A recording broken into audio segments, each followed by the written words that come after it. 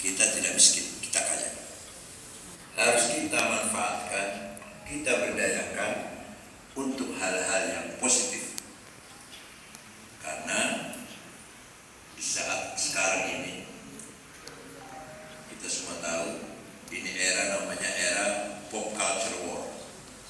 Serangan budaya luar biasa setelah kemajuan teknologi IT dengan adanya medsos, WhatsApp, Google, apalagi YouTube. Ini kemajuan luar biasa. Sepanjang perjalanan sejarah manusia sejak Nabi Adam, baru kali ini teknologi ditemukan yang sangat luar biasa. Pasti kebaikannya banyak. Di Google itu kitab apa saja ada. Mau tafsir hadis, pakai usul fikih, tarikh, nama tokoh-tokoh, baik tokoh apa saja, tokoh Islam, tokoh ilmuwan, musliman, sedunia ada di Google. Nama saya pun ada. Nama anak saya ada. Anak saya nomor 3, Dr. Rehab, ada. RIHAB, nanti keluar anak saya. Sudah sering ceramah di Mahkamah Agung, di Basnas, lumayan. Kalau saya 4, yang 1 ini yang nomor 3 yang lumayan. Kebaikannya banyak. Memudahkan komunikasi, menyebarkan informasi dengan cepat. Tapi negatifnya juga banyak. Negatifnya juga luar biasa. Di situ ada fitnah. Saya pernah kena fitnah bahwa saya menjadi calo tanah di Malang, yang tanah itu saya jual untuk gereja. Tersebar di Indonesia. Malah ada orang tua dari Kerawang, orang tua santri saya dari Kerawang, menarik anaknya dari pesantren Taqwa karena kiai kamu jual jadi calo tanah untuk gereja. Itu bohong 1000%. Karena gereja di situ yang dimaksud berdiri sejak tahun 82. Saya baru pulang dari Mekah tahun 94. Saya baru pulang dari Mekah tahun 94, gereja sudah berdiri tahun 82. Tapi sudah kadung tersebar yang tidak percaya banyak, caci maki. Kita luar biasa, luar biasa. Pasti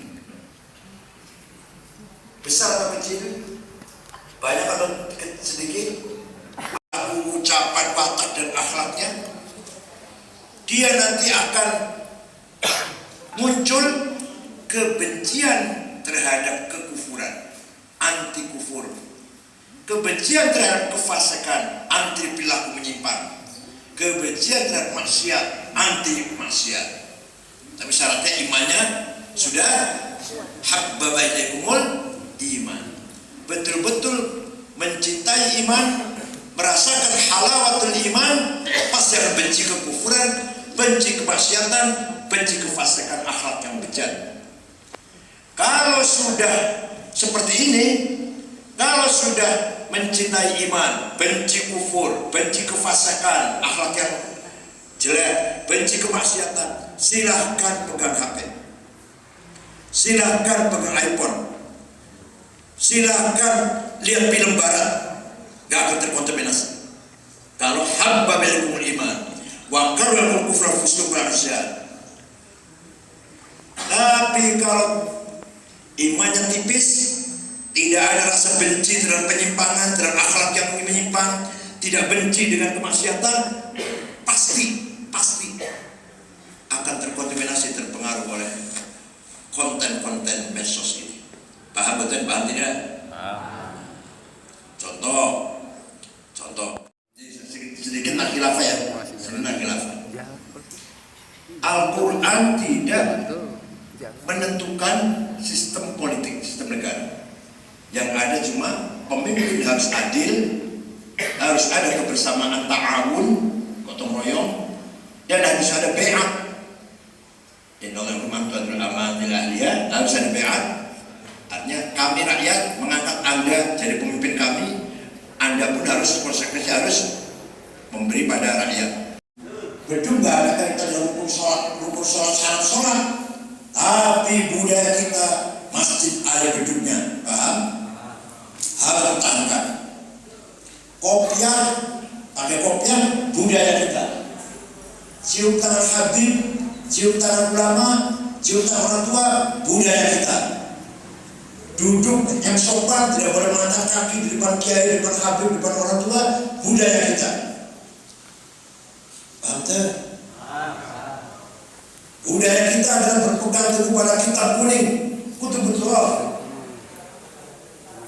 Jangan sampai kita melenceng dari itu. Boleh baca kitab yang lain boleh, tapi bukan rujukan.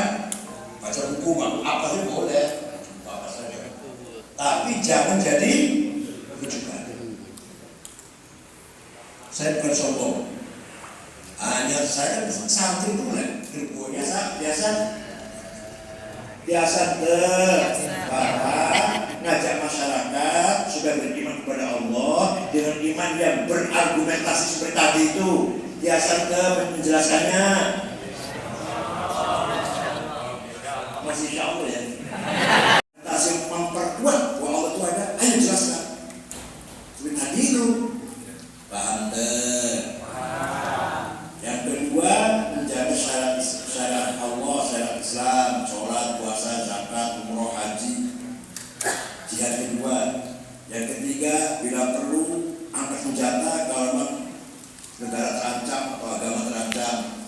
Nomor 4, ini fatul mu'in. Wadaf mudharari maksumin musliman kana aw ghairu muslim. Bisa ngomong, pakainya bisa ngomong, bajunya bisa ngomong. Apa ngomongnya? Ayyuhan nas, ana ghalib fala tarhamuni. Wahai masyarakat, saya kiai kaya, enggak usah kamu apain. Ini artinya. Tapi sebaliknya kalau ada kiai yang nyemprul, pakaiannya ngomongnya gini, ayyuhan nas, ana faqir, tarhamuni. Wahai masyarakat, saya kiai mana? Ya harus diapain aku? Paham tak? Lu kalau sholat, kalau kaya Allahu Akbar untuk sholat fardu. Kalau mana Allah besar mana dia? Padahal ketika Nabi Muhammad Mi'raj melihat ada orang bangun dari kuburan tinggi besar banget. Setelah dilihat mukanya nggak ada dagingnya, bolong mukanya nggak ada dagingnya.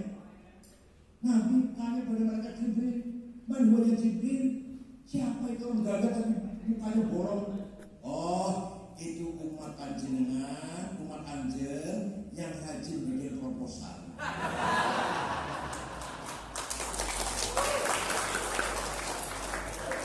Yang rajin minta-minta, proposal maksudnya yang rajin minta-minta. Syekh Abdul Qadir Jailani, tahu kan itu kan? Dengar nama itu, dengar kan? Orang Baghdad, orang Irak, pergi ke Mesir ziarah kepada Imam Syafi'i, ziarah kuburan Imam Syafi'i di Mesir Kairo. Sampai di sana melihat masyarakat sekitar kuburan Imam Syafi'i, namanya daerah Fustok namanya, nggak ada punya rumah. Syekh Abdul Qadir Jailani segera beli tanah 10 hektar diwakafkan untuk penduduk sekitar. Ya Allah, Sayyidina Utsman pernah sedekah gandum yang diangkut dengan 700 onta. Ayo, ibu pernah sedekah berapa? 700 apa? 700 cangkir. Sayyidina Utsman sahabat 700 gandum diangkut dengan 700. Kiai Wahab Hasbullah, sosialis NU sampai Palembang, Betawi, Banten, Bogor, Cirebon, muter Wahab sampai ke Lombok Tengah, menyebarkan NU tahun 32, 33, 34 tanpa proposal, uang sendiri. Ayo yang aktif SDN uang sorangan.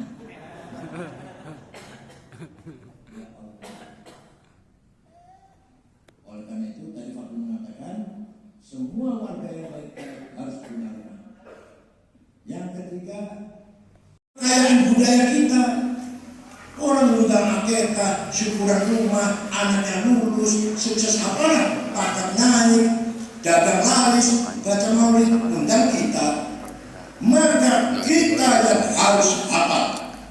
Kalau bukan kita yang hafal Barzanji, apa Wahabi yang suruh hafal?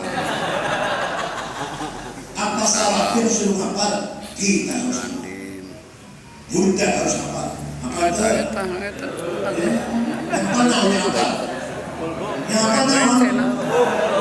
Ojo dibanding ke amin tadaku rijironi bihi salami mazatadam anjaro minkulati bidami amin dikri annal ardu yarithuha ibadiyas salihun. Saya tetapkan bahwa kekayaan alam semesta untuk hamba-hambaku yang soleh. Dan ternyata orang kaya kebanyakan tidak soleh. Orang paling kaya di Indonesia nomor 1 Budi Hartono yang punya pabrik rokok Jarum dan BCA. Uangnya 42 miliar dolar. Yang 1 miliar dolar 15 triliun. Hitung sendiri. Nomor 2 Sinarmas 38 miliar dolar. Nomor 3 Antoni Salim, anaknya Om Lim itu, anaknya Lim Swee Leong. Nomor 6 Khairul Tanjung Muslim. Nomor 39 Haji Rashid. Nomor 40 Muhammad Bayu yang punya taksi Bluebird. Saya cari orang Majengan tak ayah.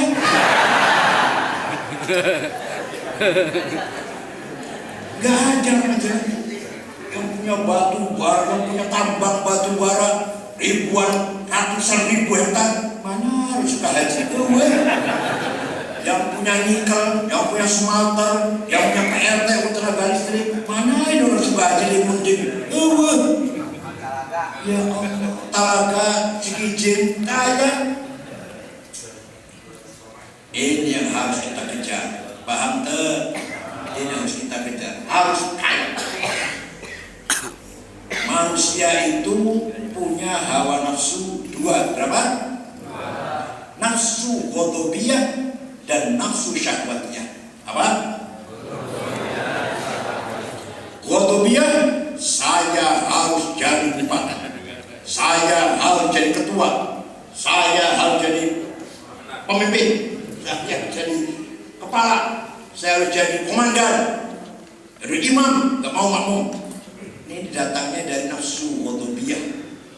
Tapi ya, kalau niatnya baik, jadi bupati Majalengka apa niatnya? Mau membangun masyarakat Majalengka, menghilangkan kemiskinan, menggratiskan pendidikan dan kesehatan. Baik niatnya, caranya baik, dan tujuannya ibtigha amardhah, mencari ridho Allah dan pahala. Maka nafsu ghadabiyahnya ganti namanya, bukan ghadabiyah. Apa namanya? Himmah. Apa? Yang keras apa? Itu himmahnya keras. Jadi kita himmahnya besar. Ayo, saya harus menang. Saya harus menang. Awas kalau kalah. Yang kedua, nafsu syahwatiyah. Syahwat itu bukan hanya syahwat seks, bukan. Saya harus kaya, makan enak, tidur enak, kendaraan bagus, uang banyak. Itu namanya syahwat. Matastahil anfus, apa yang menjadi senang, kita itu senang. Dari syahwat ya. Tapi kalau niatnya bagus, caranya bagus, tujuannya bagus, namanya azimah. Apa namanya? Azimah. Sekali lagi keras. Azimah. Ayo, saya harus kaya. Saya harus kaya. Saya tidak mau melarat. Saya tidak mau melarat. Awas melarat. Ala qadri ahli al-azmi ta'til azaimu wa ta'ti ala qadri al-kiramil makarim fatakburu fi aini as-sabiri siwaruha wa tasgharu fi aini al-azim al-'adhaim. Adhaim kebesaran, makarim kemuliaan harus dicapai dengan kekayaan. Aktif di NU harus kaya. Bangun masjid dengan uang. Bangun madrasah uang. Pergi haji, melaksanakan rukun Islam yang wajib harus dengan uang. Agustus, September, Oktober ada berita bahwa Inggris mau kirim pasukan namanya NICA, Netherlands Indies Civil Administration. Tujuannya apa pasukan datang ini? Mau mencari tentara-tentara Belanda yang di dalam penjara, yang dipenjara oleh Jepang. Banyak kan di dalam penjara waktu itu dipenjara oleh Jepang tentara Belanda itu. Yaitu Inggris datang ke sini mau cari itu mau 4 bulan maksudnya. Tapi ketahuan NICA di bawah komandan Brigjen Maklabi membawa senjata berat sampai pesawat tempur. Ini mau cari orang di penjara apa mau perang? Jelas licik. Ini Inggris mau merebut kembali Indonesia, diberikan kepada Belanda lagi. Jelas ini bukan hanya cari tentang negara yang di penjara, bukan. Bung Karno, Pak Hatta, Jenderal Sudirman musyawarah, ayo kita lawan, ya. Rakyat juga harus melawan, tentara melawan, rakyat pun semua harus melawan. Intifado namanya. Orang itu namanya apa? Intifado. Pakai kerikil, pakai bata, pakai batu, pakai namanya intifado. Bukan perang besar seperti Arab Palestina melawan tank baja Israel, ini namanya intifado. Ya oke. Tapi yang bisa menggerakkan rakyat siapa? Yang bisa menyuruh rakyat maju itu siapa? Itu Kiai Haji Hashim Asy'ari, Tebuireng Jombang, pendiri NU. Jangan lupa kakeknya Gus Dur. Maka Bung Karno ngirim putusan pergi ke Tebuireng. Saya disuruh presiden, wakil presiden, panglima besar agar bertanya kepada kiai hukumnya membela tanah air, bukan bela agama ya, bela apa? Tanah air. Tanah air, lemah kalau banyu. Apa tanah air? Apa tanah jeruk cair? Kiai Hashim Asy'ari mengumpulkan kiai-kiai dari Banten, Menes, Pandeglang, Kiai Abdurrahman, dari Bogor, Ajengan, Falak, Pagentongan, dari Betawi, Guru Marzuki, Cipinang Muara, dari Cirebon, Kiai Abbas, dari Semarang, Kiai Ridwan, dari Lasem, Mbah Maksum, dari Kudus, Raden Asnawi, dari Cepu, Kiai Ihsan, dari Jember, Kiai Mahfusiddin, dari Lombok, Kiai Faisal. Kumpul di Jalan Bubutan, Surabaya. Jalan naon? Musyawarah tanggal 50, selesai tanggal 22. Keputusannya bahwa membela tanah air fardu ain, wajib, individu wajib semua, laki perempuan seperti wajibnya sholat 5 waktu, seperti wajibnya puasa Ramadan, fardu ain namanya, bukan fardu kifayah, bukan. Paham deh? Man mata li ajli watanihi mata syahidan. Barang siapa mati demi tanah airnya mati syahid sama dengan bela agama. Wa man khana li watanihi halalun damu. Barang siapa berkhianat kepada negaranya menjadi cecunguknya Belanda, dan anteknya penjajah, bunuh. Walaupun Mbah Hashim tidak mengatakan kafir, enggak. Ada orang Islam mata-matanya Belanda, mihak pada penjajah, khianat itu, bunuh, kata Mbah Hashim Asy'ari. Walaupun Mbah Hashim tidak mengatakan kafir, tidak mengatakan kafir. Ringkas cerita, tanggal 25 pasukan NICA datang, disambut oleh masyarakat Jombang, Mojokerto, Pasuruan, Sidoarjo, Gresik, Surabaya. Terjadi peperangan, korban rakyat 16.000 orang mati. Komandan perang dipimpin oleh Kiai Abbas Buntet Cirebon. Nomor 2 wakilnya Kiai Wahab mengambil markas komando di desa Siwalan Kerto, sekarang masuk kecamatan Waru. Tanggal 10 November selesai perang. Selesai. Kenapa? Brigjen Maklabi mati, komandannya teh mati. mobilnya meledak, Malabi mati, ajudan mati, supir mati.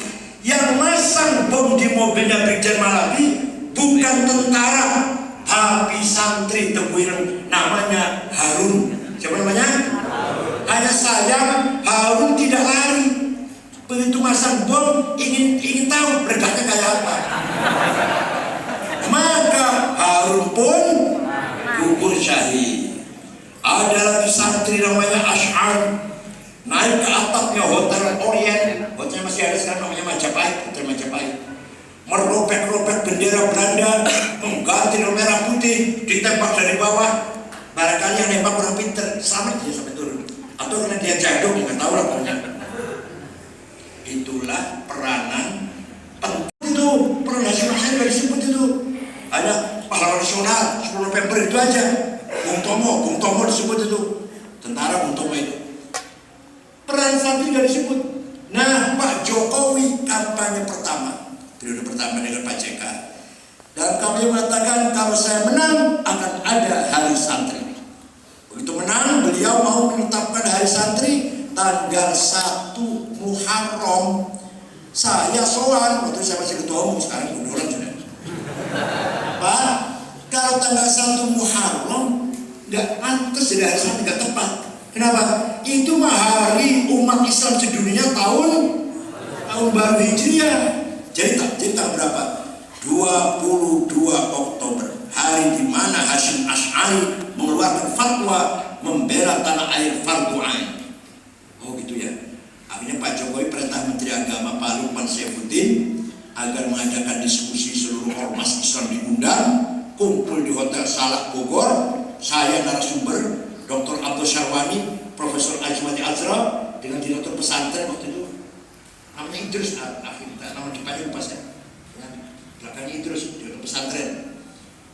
Dari jam 2 sampai jam 9 malam ormas Islam semua datang, PUI datang, Al-Irsyad datang, Muhammadiyah ada semuanya, memutuskan hari santri tanggal 22 Oktober nasional. Maka sejarah perjalanan bangsa Indonesia sekarang menjadi sempurna. Peran tentara, perannya Bung Karno dan teman-temannya, Sumpah Pemuda, peranannya Ki Hasyim dan santri-santri ada dalam sejarah sekarang.